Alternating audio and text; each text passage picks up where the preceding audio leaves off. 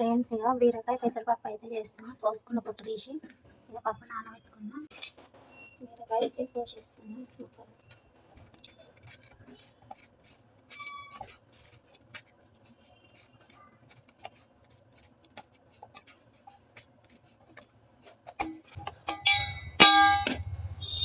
ఇలా ఫ్రెండ్స్ అవి కోసేసి బీరకాయలు అర్ధ కిలో ఉంటాయి మొత్తం.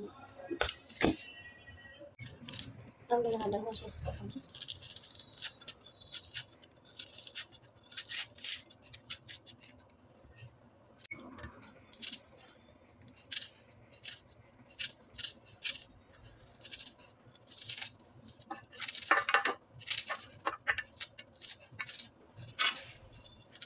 బీరకాయ పెసరపప్పుకు 2 ఉల్లిగడ్డలు కోసేసుకున్నాం.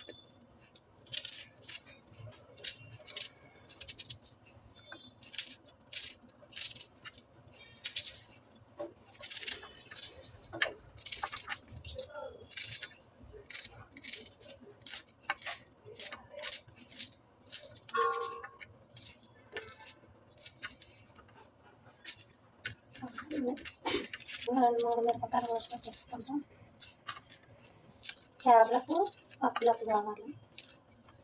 2 కూరలు వేసిన బీరకాయ పెసరపప్పు చారు.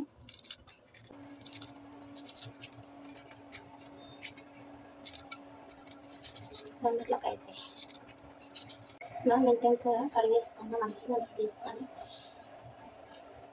కట్ట మెంతం కూర వేస్తాను. బాగుంటుంది. కడిగైతే పెట్టి పోషన్ని రెడీ పెట్టుకుంటే దొందరగా చేసుకోవచ్చు.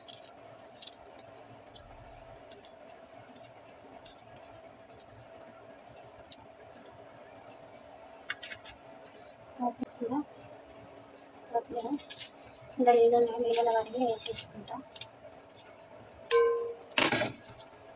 అన్నీ కడిగి పెట్టుకుంటే దగ్గర చేసుకోవచ్చు. పోసి రెడీ పెట్టుకుంటే